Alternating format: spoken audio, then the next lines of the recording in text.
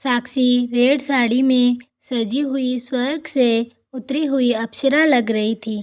नई नवेली दुल्हन सी लगती साक्षी की शादी को 2 साल हो गए थे।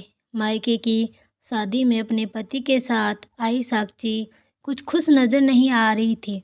वह अनमन ढंग से सभी से मिल रही थी।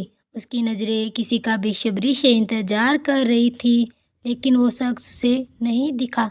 साक्षी 15 मिनट बाद हम यहाँ से जाएंगे, तुम खाना खाकर रेडी रहना। साक्षी के पति राम ने उसे याद दिलाया तो साक्षी ने किसी रोबोट की तरह अपने गर्दन हिला दी। साक्षी ने जैसे ही खाने की प्लेट उठाई, किसी और ने भी प्लेट उठाई। उसने नज़र उठाकर देखा तो उसका दिल धक सा रह गया और आंखों में आंसू आ गए। आज 2 साल बाद वो अपने सामने शिव को देख रही थी। वो भराए हुए गले से इतना ही बोल पाई, शिव। थोड़ी देर की चुप्पी के बाद शिव ने बात शुरू की और बोला, कैसा हो साक्षी? साक्षी ने नज़र नीचे किए हुए बोला, ठीक हूँ। तो शिव बोला, मैं भगवान से दुआ करता हूँ तुम्हें दुनिया की हर खुशी मिले। उसकी बात सुनकर साक्षी ने नज़रें उठाकर अपनी याचना भरी आंखों से शिव को देखकर बोली, प्लीज़ शिव, तुम भी शादी कर लो। मैंने किसी से सुना है कि तुमने शादी नहीं करने की कसम खा ली है। और साक्षी ने अपने कांपते हाथों से शिव का हाथ पकड़ लिया और आगे बोली, प्लीज़ शिव, मेरे किए की सज़ा तुम मत भुगतो। शिव भरे गले से बोला, सच प्यार किया था मैंने तुमसे। तुम्हारे साथ देखे हुए सपने किसी और के साथ कैसे पूरे कर लूँ? इतने में पीछे से विनोद को आता देखकर साक्षी ने शिव का हाथ छोड़ दिया और बोले, प्यार तो मैंने भी किया था सच्चा। लेकिन इसके आगे वो कुछ न बोल पाई। लौटते वक्त कार में बैठी साक्षी के जहन में पिछले 5 साल यूँ आ गए जैसे अभी की ही बात हो।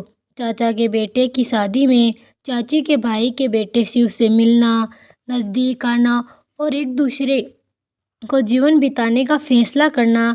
घर में सभी बच्चों को पता था, सभी को दोनों की शादी का इंतज़ार था, पर बड़ों को कोई खबर नहीं थी। कॉलेज होते ही साक्षी के लिए रिश्ते ढूंढे जाने लगे। साक्षी और शिव ने घर पर बताने का फैसला लिया। जब शिव की फैमिली को पता चला तो वो झट से मान गए और साक्षी के घर आ गए रिश्ते के लिए। जब उन्होंने साक्षी के घर वालों को बोला कि साक्षी और शिव प्यार करते हैं एक दूसरे से, तो माहौल गर्मा गया और साक्षी के चाचा और पापा गुस्सा हो गए। साक्षी के चाचा बोले, साक्षी भाई मानती है शिव को, हमारी लड़की ऐसा नहीं कर सकती।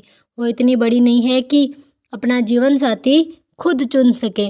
उन्होंने ऐसा बोलकर साक्षी को आवाज़ लगाई। वो डरी हुई आकर सबके सामने खड़ी हो गई। साक्षी ने चाचा ने पूछा, क्या लगता है शिव तुम्हारा?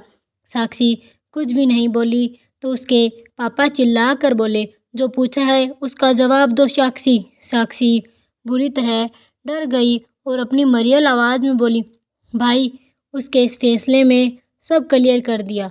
और शिव के घर वाले चले गए। उसके थोड़े महीनों के बाद साक्षी की शादी कर गई राम से। कार में बैठी साक्षी सोच रही थी कि काश उस समय थोड़ी हिम्मत कर लेती तो आज ये कसक नहीं होती जिंदगी में।